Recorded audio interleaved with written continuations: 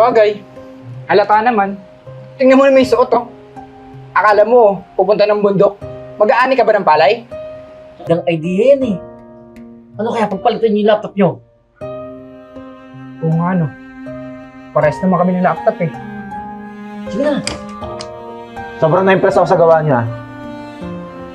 Sa totoo lang, iba talaga nagagawa ng experience, no? Siyempre ko naman, boss.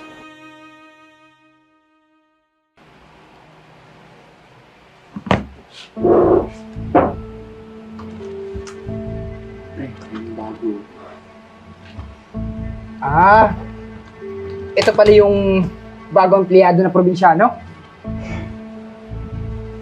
Bagay, halata naman. Tingnan mo naman yung suot, oh. Akala mo, pupunta ng bundok. Mag-aani ka ba ng palay? Saka pre, yung suot niya, ay pa yung suot ng lolo ko nung 70s eh. Ewan ko ba dito kung bakit dito nag-apply yan eh. Eh wala namang baka dito. Uy, probinsyano, alam mo ba yung trabaho na ina-applyan mo? Opisina to. Tingnan mo nga yung suot mo. Eh, ano ba yung problema sa suot ko? Eh, napaka-presentable naman ang suot ko ah. Tsaka bagay lang din naman dito sa opisina yung... Yan na ba yung presentable na sinasabi mo? Eh sa tingin ko, pag nakita ka pa lang ng kliyente mo, aayaw na agad sa'yo eh. Bakit kasi pinagpipilitan mo yung sarili mo dito sa kumpanya namin? Eh sa tingin ko wala ka namang ambag eh. Saka isa pa, baka nang dahil sa'yo, baka malugit tong kumpanya. At isa pa, alam mo ba kung ano yung produkto na binibenta natin dito? May alam ka ba sa skincare at cosmetics? Inisarili mo, hindi mo nga maayos-ayos eh. Yung pang-ayos pa kaya ng mukha? Eh yung mukha nga, parang abo eh.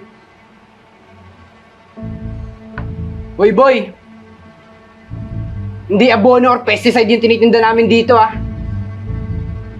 Eh so, huwag mo na nga pagkaksay ng oras yan. Tapos ka na ba dyan sa presentation mo? Eh malapit na. So sige, tara, mag-break time muna tayo. Sige Hindi na. na ako eh. Sige, save ko lang to. Sumunod ka na lang ah. Tara.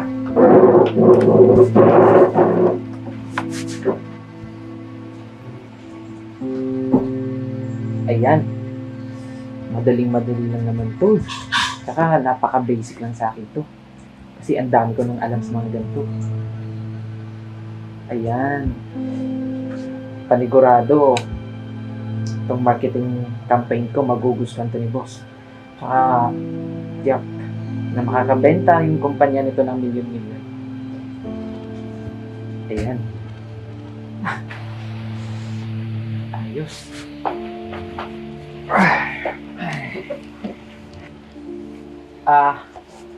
Nag-break na pala kayo. Mauna na rin ako kasi hindi pa rin ako nakakapag-break eh. Kakapi lang ako. Iwan ko muna kayo.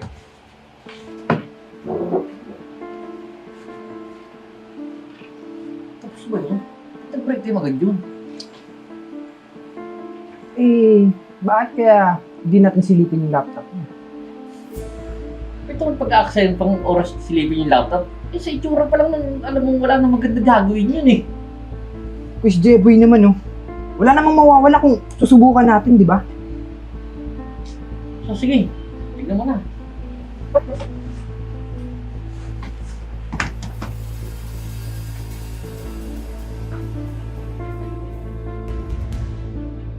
Quiz Jeboy, hindi ka. Aba, magandang idea yan eh. Ano kaya pagpalitan niyo yung laptop niyo? Oo nga no. Pares naman kami ng laptop eh. Sige na.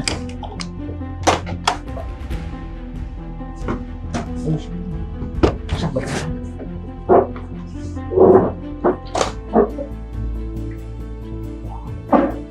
Ang galing ng pagkagawa niya.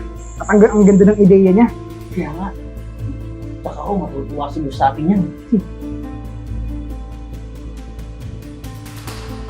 Enzo, Ay, good morning. good morning. Teka lang.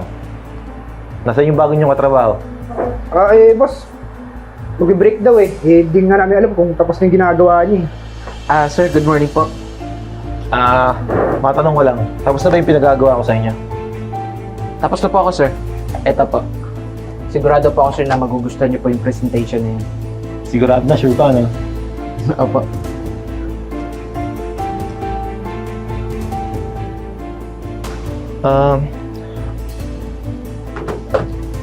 Jay, okay lang naman yan kasi unang araw mo pa lang naman dito eh. Naiintindihan ko yan. Tsaka, alam mo, siguro pag natapos to, hindi ko rin siya magugustuhan. Kasi yung ginawa mo, makaluma na yan eh. Kung may katanungan ka siguro, yung mga senior mo, tanongin mo sila. Sir, boss, tignan mo na lang po itong presentation namin. Boss, pinagtulungan po namin eh, siya.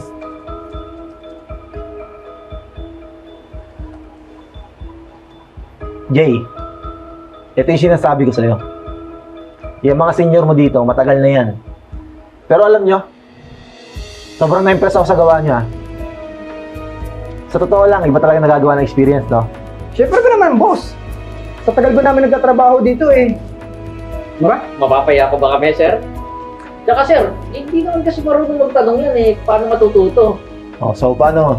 Jay, mas mabuti pa magtanong ka sa kanila para magka-idea ka ng ganito. Alam mo, sigurado ako dito na malaking pera maipapasok sa kumpanya ko nito. Huwag kang mag-alala, Jay, hindi mo ako nagagalit eh. Okay lang yan. Pero mas maganda, gawin mo yung trabaho mo. Okay? Sige Alam po. ko, matutunan mo rin to. Sige po, sir. Jeboy, Enzo. Good job sa inyong dalawa. Thank you, sir. Sir, thank you po. Total, tapos na naman yung pinagawa ko sa inyo. Pwede kayong magamuwi. Walang problema sa akin yan. Diba, salamat sir. O, so paano? Mahiwan ko muna kayo dito ha. Jay, pag may tanong ka, tanong mo lang sa mga senior mo. Sige po.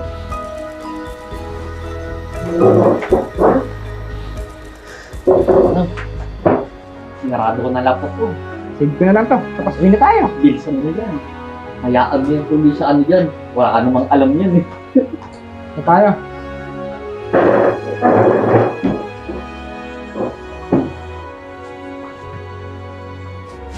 Paano nangyari to? Eh, hindi naman ito yung presentation na ginawa ko eh.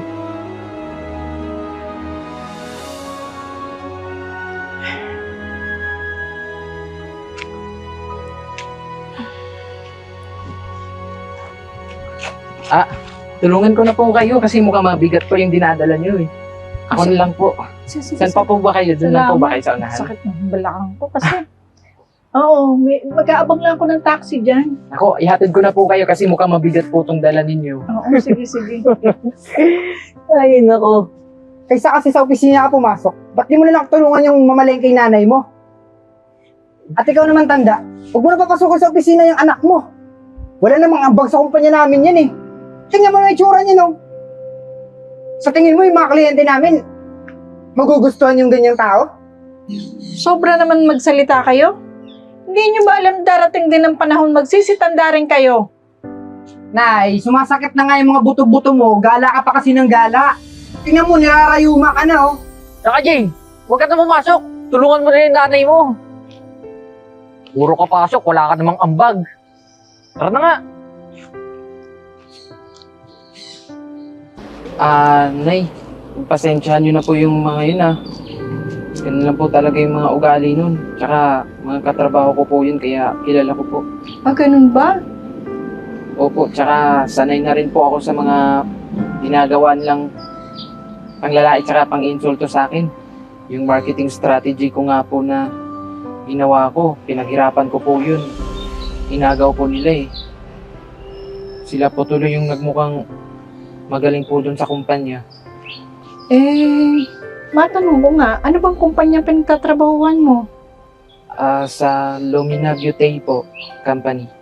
Doon po ako nagtatrabaho ngayon. Sa Lumina Beauty. Paano?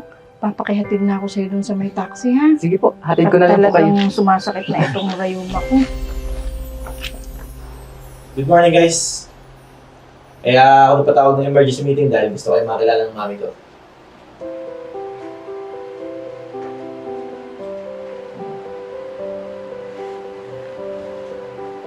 Good morning po. Good morning. Bago ko umpisahan, gusto ko magpasalamat kay Mr. J sa pagtulong na ginawa niya sa akin kahapon. Pagtulong na wala siyang inasahang ibabalik ko. Pangalawa, gusto kong malaman yung lahat na siya rin, si Mr. J din, ang gumawa ng ating marketing campaign. Kayong dalawa, anong ginawa niyo? Jay. Totoo ba yan? Opo. Alam ko naman eh. Jay ba, Enzo? Anong ginawa niya? Ha? Para ano? Para ma-impress ako sa inyo? Alam niyo, di ba? Lagi ako na sinungaling sa company ko. Nakuha niyo pang nakawin yung gawa ni Jay? Anong klase kayong empleyado? Tiniis ko pa naman kayo sa company ko? Ha? Dahil binigyan ko kayo ng chance? Dahil kailangan niyo ng trabaho? Sa tingin niyo? Sino lolokohin niyo? Ako? Pasensya po sa nagawa namin. Eh, yung ginawa niyo sa mami ko? Boss, pasensya ka na boss eh. Hindi naman namin alam na nanay mo pala yun boss eh. Yun na nga eh. Alam niyo? Sobra na kayong dalawa eh. Na-impress pa naman ako, akala ko kayo yung gumawa. Yung pala ninakaw niyo lang. Pasensyahan tayo ah. Pero wala na kayong trabaho. Sir, baka naman pwede mo pang bigyan ng... At sisiguraduhin ko sa inyong dalawa. Hindi kayo makakahanap ng trabaho. Pahihirapan ko kayo. Sir, baka pwede mo pang bigyan ng pagkakataon. Sige na. Umalis na kayo.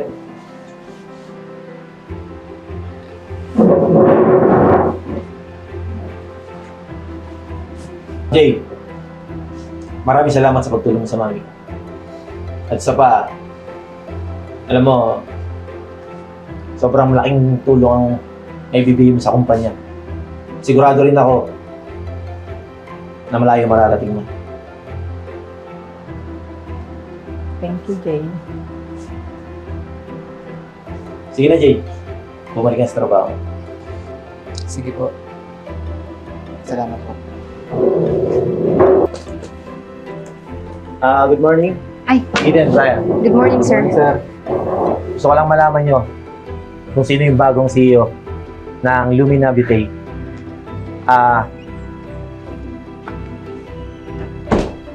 Mr. J. Hello po, sir. Good morning. Sir. Good morning. Alam nyo, yan si Jay. Isang probinsyano lang yan. Di hamak na laging naloloko. Laging pinagtitripan. Minamaliit. Pero gusto ko lang malaman nyo na walang imposible. Dahil si Jay ang patunay na kahit nasa baba, eh pwedeng umangat. Sana, gayahin nyo rin si Jay. Sige po, sir. So, paano? Sir. May iwan ko na kayo dito. Sige po. Sige po. Oh, siya. Sige na, maupo na muna kayo. Salamat po. Salamat po, sir. Naku, huwag niyo na ako tawagin, sir. Jay na lang. Ako, sir, nakakahiya naman kung tawagin na kayo sa pangalan niyo. Eh, CEO kayo eh. Ano ka ba? Gusto ko, pare-parehas lang yung trato natin dito. Pantay-pantay lang. O sige po, sir, kung yun naman po yung gusto niyo. Sir Jay, Good morning po. Pinapasok na kami. ito po yung kausapin namin. Dahil ba nahihirapan na kayo mag-apply? Kaya bumalik ulit kayo dito? Alam nyo, huwag nyo sanang mamasamain itong sasabihin ko ha. Pero sana marunong kayong makipagkapwa-tao, marunong kayong rumispeto. At sana rin maging aral sa inyo to. Pero pasensya na kayo. Hindi ko kayo matatanggap dito. Maghanap na lang kayo ng ibang company na papasukan. Kakaalis na kayo.